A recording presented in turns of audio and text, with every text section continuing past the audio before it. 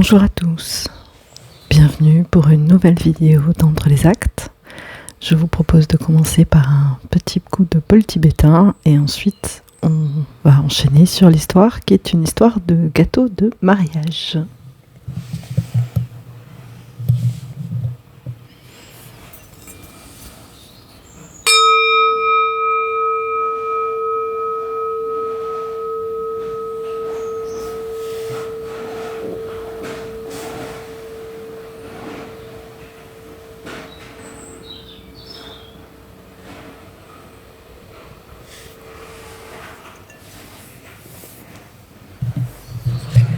Voici le titre de l'histoire. Ma mère a modifié le gâteau de mariage dans mon dos et elle ne sait pas que je suis au courant. Qu'est-ce que je dois faire ? Cette histoire a été postée il y a 3 ans. Mon fiancé et moi nous marions cet automne et le gâteau est une énorme source de tension avec ma mère. L'histoire est longue, mais en gros, nous voulions soit un buffet de dessert, soit un cheesecake au lieu d'un gâteau de mariage traditionnel. Au départ, ma mère insistait pour qu'il y ait au moins un petit gâteau, juste pour nous deux, pour qu'on puisse le couper. On a fini par trouver un compromis et demander des devis.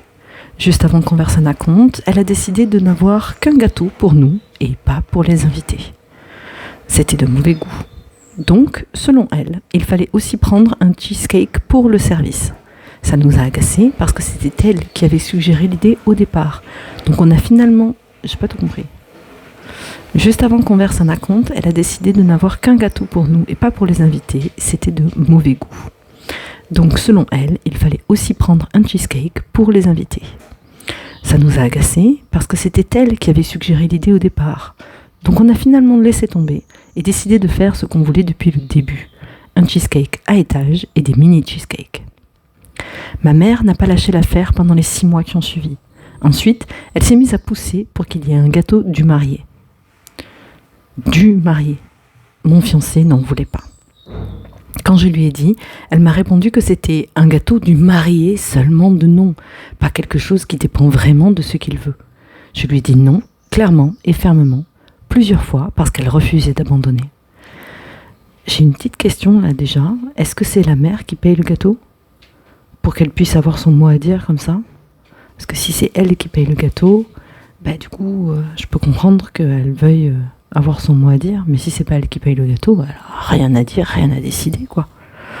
Bon, pour l'instant, on ne sait pas, on verra si la suite de l'histoire nous révèle cette information.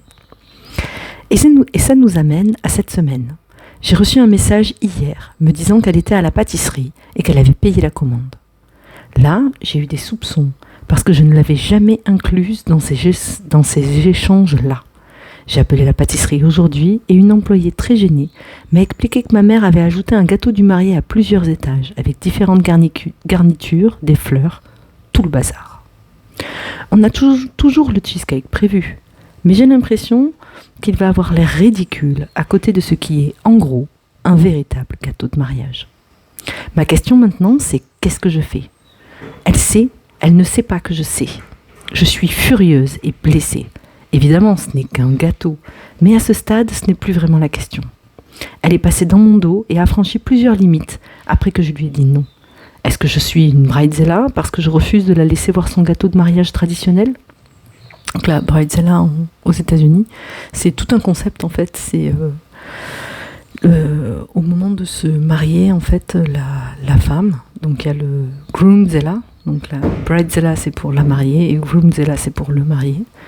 Et la bridezilla c'est en fait la femme qui au moment de se marier pète un câble, fait n'importe quoi, a des exigences vis-à-vis de ses demoiselles d'honneur, vis-à-vis de sa témoin, des exigences qui dépassent tout entendement, des dress codes pas possibles, etc. Et en fait en gros fait chier tout le monde quoi. Et voilà, aux États-Unis ça arrive tellement souvent qu'ils ont carrément un mot pour ça, c'est la bridezilla. Voilà. Donc sa mère ne sait pas qu'elle sait. Et elle ne sait pas quoi faire. Bon,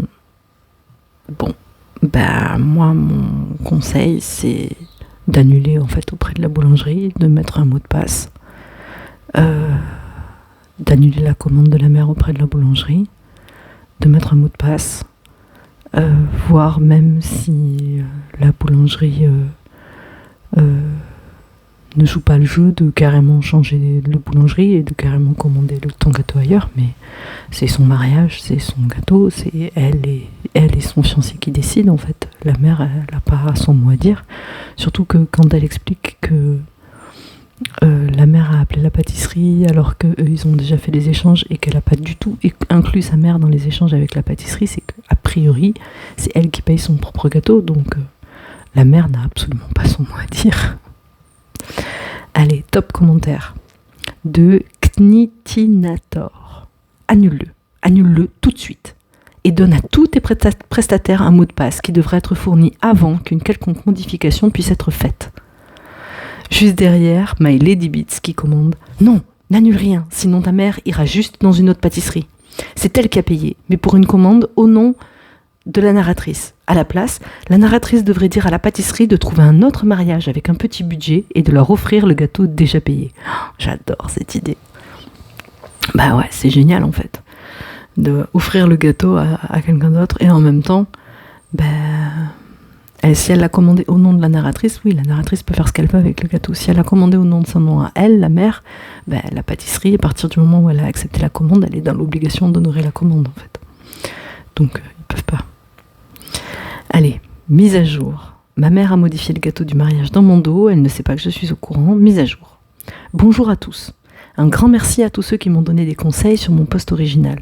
Je suis maintenant mariée et j'ai passé avec mon mari une lune de miel absolument géniale, très reposante, sans famille envahissante pour venir nous déranger. Au moment où j'ai publié, il était déjà trop tard pour annuler le mariage à cause des acomptes versés et des contrats signés. Donc, tout s'est déroulé comme prévu. Et pour clarifier, oui, mes parents ont bien payé le mariage. Ah, d'accord. Même si mon mari et moi avions dit plusieurs fois très clairement que nous n'attendions pas d'eux qu'ils paient tout et que ce n'était pas nécessaire. Oui, enfin, si vraiment vous vouliez pas de leur argent, vous auriez pu le refuser aussi, tout bêtement. Enfin, bon, vous pouvez leur dire que vous attendez pas ça d'eux, s'ils ont envie de vous l'offrir et que vous acceptez, le deal est fait, quoi. Mais c'est vrai que souvent, à partir du moment où une personne, où les parents payent pour le mariage, en fait, implicitement, c'est comme si ça leur donnait le droit en fait de changer des choses ou leur mot à dire sur l'organisation du mariage, alors qu'en réalité pas du tout. S'ils décident de payer pour mariage, c'est un cadeau, ou alors il faut que les choses soient clairement dites au départ en fait. Et là visiblement ce qui a été dit au départ, c'est vous voulez nous offrir ça, ok, mais nous on n'en a pas besoin, donc on va quand même faire les choses comme on en a envie, tout simplement. Non, je ne pense pas que le fait qu'ils aient payé excuse les actes de la mère. Voilà, exactement ce que j'étais en train de dire. Mes parents ont répété que c'était notre mariage et que nous devions faire ce que nous voulions. Manifestement, le gâteau était l'exception à cette règle, alors qu'elle avait pourtant déjà dit qu'on pouvait prendre du cheesecake si c'est ce qu'on voulait. Oui, donc la mère, en fait, elle a fait la girouette, quoi. Elle est ok pour le cheesecake, et puis finalement non, et puis en fait, ce serait quand même bien de... En fait, elle a essayé d'accepter pour pouvoir ensuite essayer de les faire changer d'avis. C'est le genre de stratégie de manipulation un peu de bas étage qu'on retrouve assez facilement, de faire semblant d'accepter quelque chose pour essayer ensuite, en insistant, et à l'usure, en fait, d'arriver à faire changer la personne d'avis pour finalement arriver à avoir ce qu'on veut.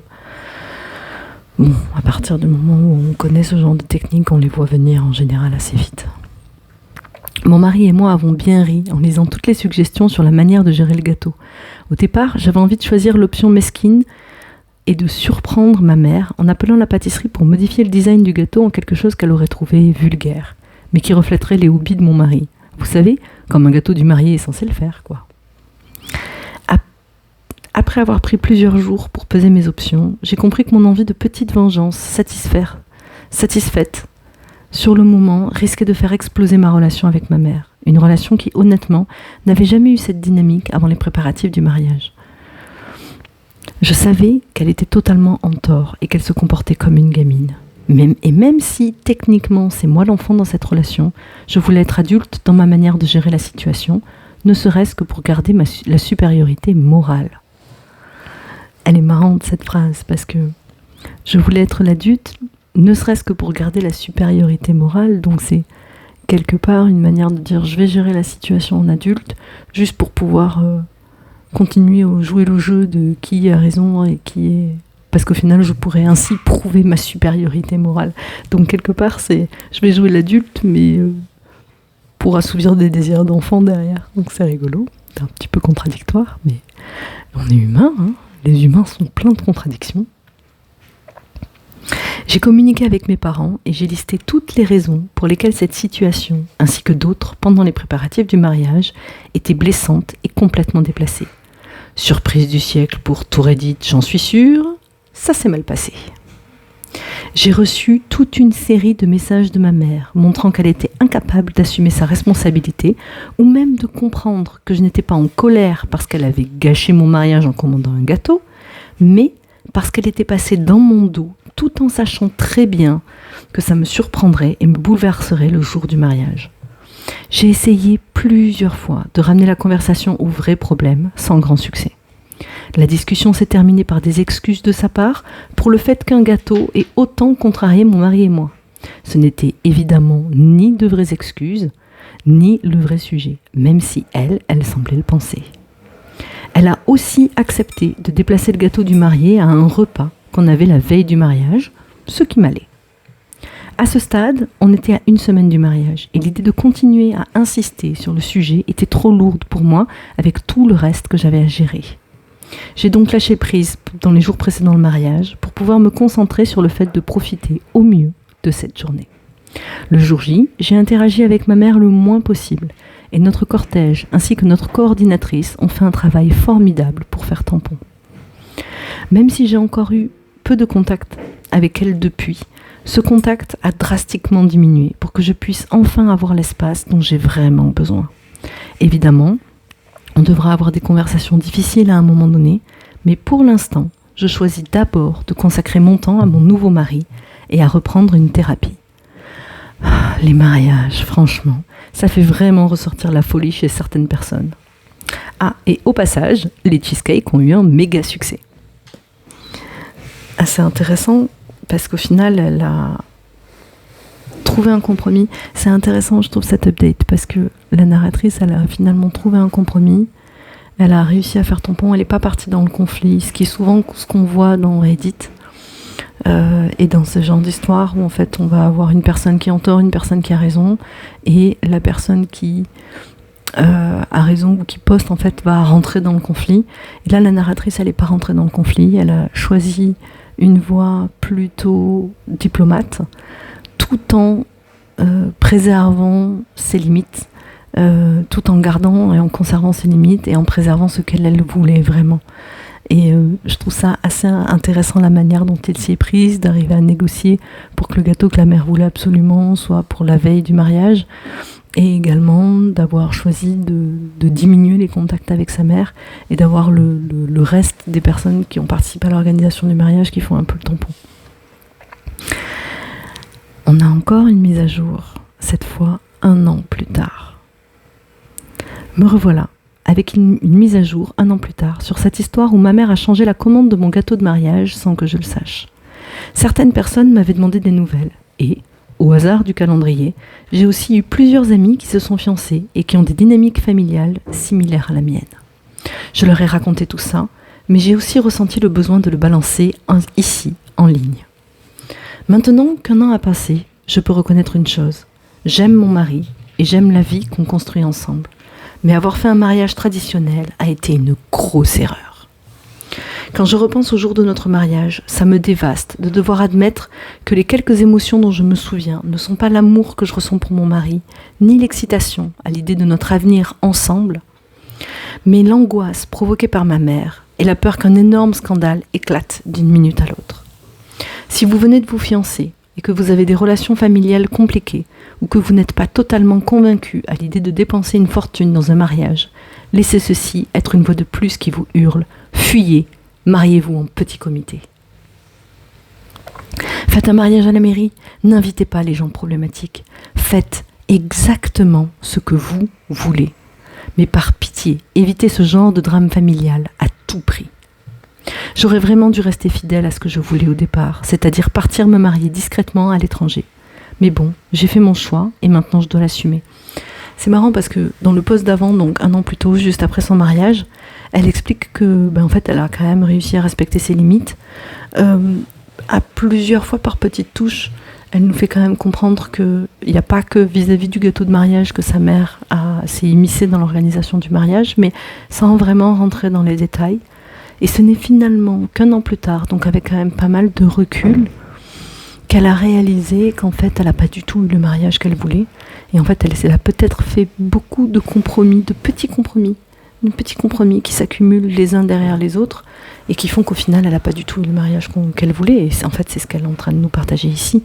Mais ce qui est étonnant, c'est que dans le post initial et dans la première mise à jour, elle nous raconte qu'en dehors de cette histoire de gâteau, elle a plutôt une bonne relation avec sa mère. En tout cas, c'est ce qu'elle nous fait comprendre. Donc c'est quand même surprenant, là. Ce que je n'avais pas mentionné dans mes premiers posts, c'est que ma relation avec ma mère a changé immédiatement et de manière irréversible dès le moment où je me suis fiancée. Même si je savais déjà qu'elle pouvait être beaucoup, je n'avais absolument aucune idée de ce qui m'attendait. Si je pouvais tout refaire, j'aurais stoppé net le train des préparatifs dès les tout premiers signes de folie. Le gâteau, sans surprise, n'a été que la goutte d'eau qui fait déborder le vase. Donc c'est ça, c'est vraiment... Parmi les meilleurs moments, on a eu. Elle a annoncé littéralement à tout le monde, et quand je dis littéralement, c'est vraiment littéralement, qu'on allait se fiancer moins de 10 minutes après que mon mari ait dit à mes parents qu'il comptait me demander un mariage. Ah ouais, putain c'est chaud ça quand même. Elle a annoncé les fiançailles alors que le mari, il n'avait même pas encore fait sa proposition. Genre il a demandé la main aux parents, les parents ont dit oui, 10 minutes après elle postait et elle annonçait à tout le monde alors qu'il n'avait pas encore fait sa demande quoi. Oh, ah ouais, mais ça c'est chaud quand même. Quand je lui ai montré les photos de la demande, elle a commenté à quel point j'avais l'air grosse dessus, ce qui encore aujourd'hui me gâche complètement ces photos. Elle a un problème la mère là quand même. Ça on le voit souvent, et c'est marrant parce qu'on a souvent des histoires, il y a carrément un subreddit, donc un forum sur Reddit, sur les belles-mères de l'enfer, et il y a pléthore d'histoires comme ça de mariage, où en fait la belle-mère, elle s'entend super bien avec sa future belle-fille, jusqu'au moment où ils se fiancent. Et jusqu'au moment où le fils se fiance, avec la copine qui devient la fiancée, en fait la belle-mère, elle pète les plombs, elle devient complètement folle. Et je sais pas trop quels sont les... si c'est documenté, si c'est étudié en psychologie, là, cette tendance à revirer des parents, et c'est quand même très souvent des histoires avec des mères qui sont concernées par ces histoires-là, qui en fait se transforment en belle-mère de l'enfer dès l'instant où leur enfant se fiance, quoi. Et il y en a beaucoup, mais c'est vrai que je sais pas s'il y a eu des études un peu sérieuses là-dessus, qui cherchent à expliquer, à documenter et à expliquer ce phénomène. Elle a dit à un membre de ma famille qui me trouvait très belle lors d'un événement avant le mariage, oui, enfin, elle a quand même beaucoup grossi. Encore, elle ramène au physique. Elle a essayé de s'incruster dans notre first look, le jour du mariage. Le first look, c'est la première photo, le premier shooting photo, quoi.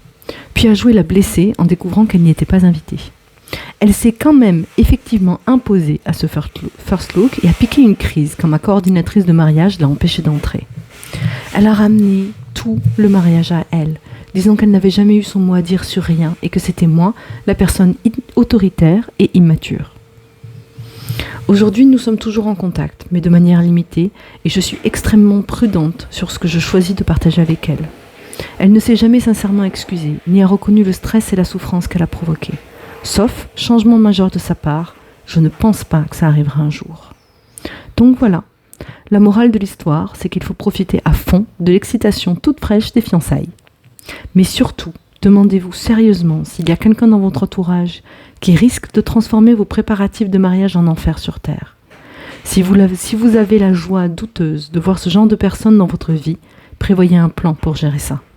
Et préparez-vous à faire respecter vos limites. Et pour la famille, vraiment, pour les familles vraiment extra folles, franchement, partez vous marier en douce. Voilà, c'est la fin de l'histoire. Allez, un petit coup de bol tibétain avant d'arrêter.